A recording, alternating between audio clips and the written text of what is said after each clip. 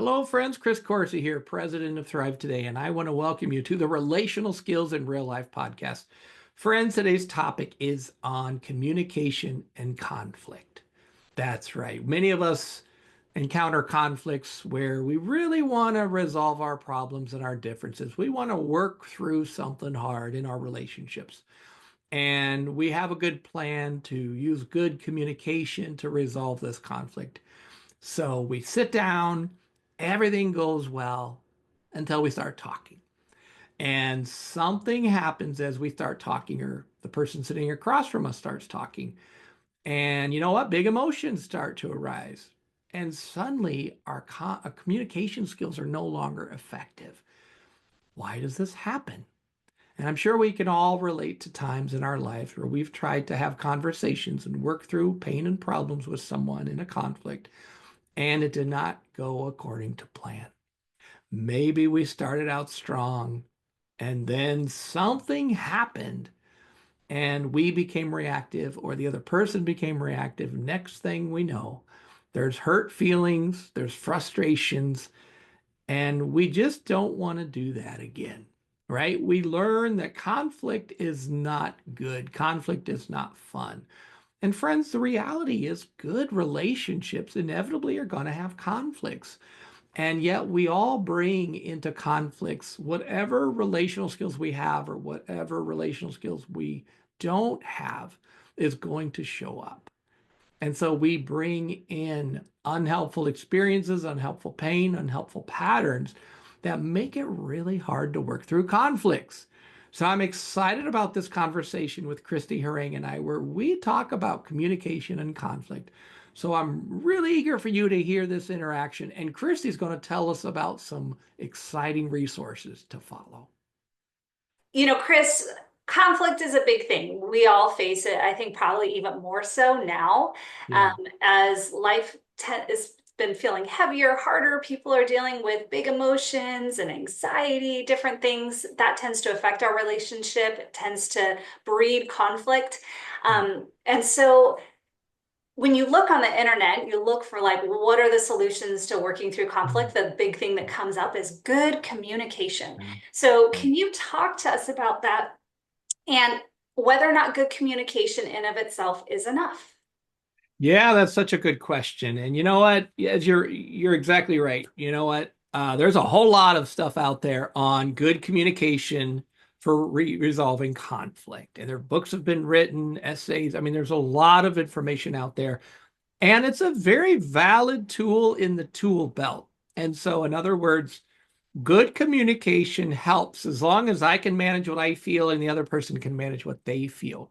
So it's a tool that we'll use. The absence of that tool is going to make trying to resolve conflicts very difficult. Like good communication skills are important to navigate conflict. However, in those moments where I get flustered or frustrated, I have a reaction, emotional reaction, somebody else has an emotional reaction, that happens very quickly, Kristy. And so when I lose my peace and I'm feeling hurt, I'm feeling misunderstood, I'm feeling wronged in some way, genuine, authentic reaction is going to happen in my brain.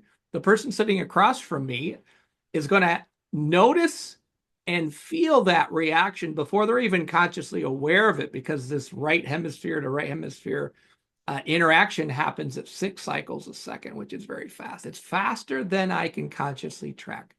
So what that means is the other person's going to feel that lack of peace in a moment. They're going to feel that reaction. Maybe they get defensive all of a sudden because they pick up the sense that there's something going on in me, and then they react. And guess what? That comes back to my brain, and I react. And so what happens is the moment emotions come into play, and it's hard for me to manage what I feel, all that, those good communication skills that I've worked so hard to learn are now ineffective, because what's happening is I'm having a reaction, someone else might be having a reaction.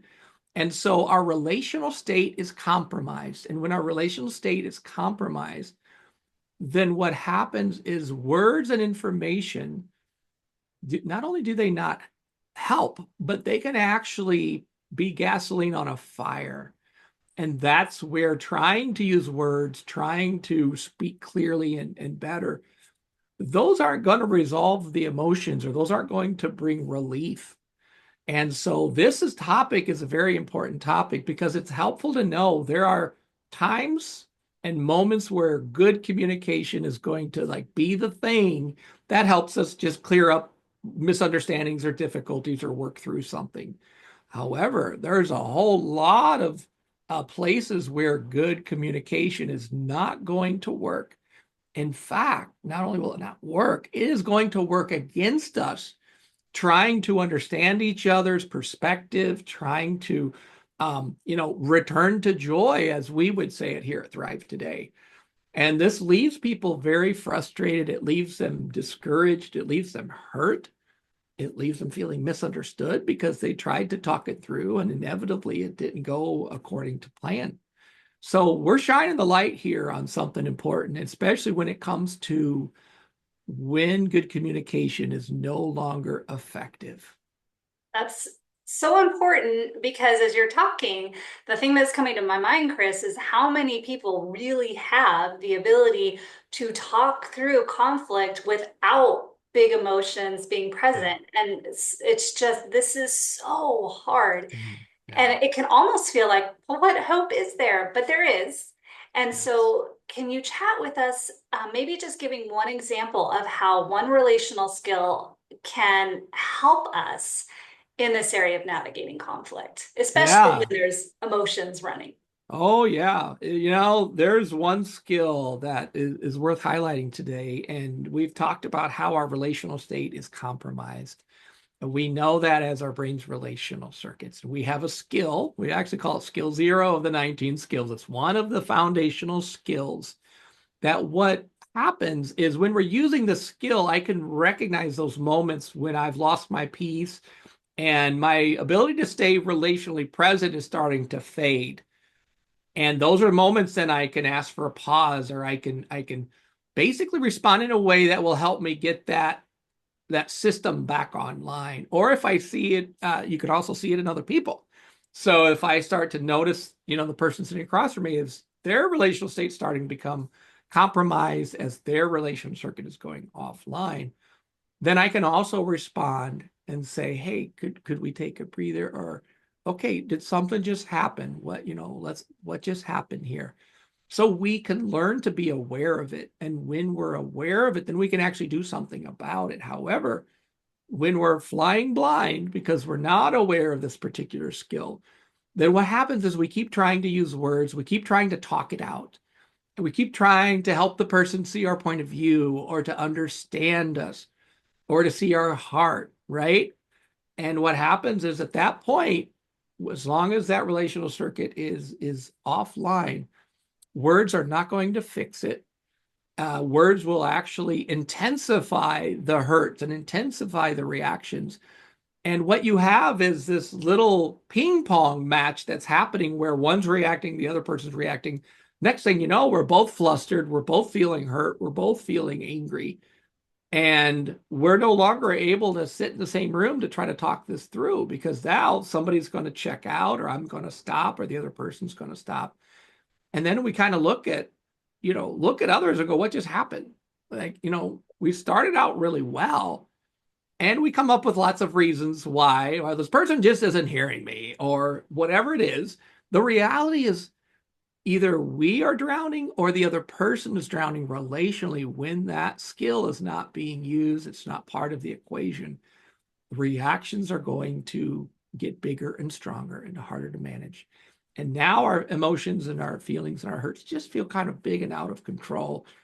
And we're left feeling hurt and ultimately feeling alone and maybe even hopeless because we really wanted to work through this. And I'll tell you what, Kristy, I'm sure we all could probably tell some stories about times where we've tried to talk it out and it didn't go according to plan. And this is one of the big skills that really is responsible for people not being able to work through hard stuff. They're just not using skill 0. They're not aware of what's happening in the moment. The whole interaction just went south very quickly. And it's not a satisfying feeling. And so it's really helpful to know there are relational skills we can use and learn, relational circuits being one of them.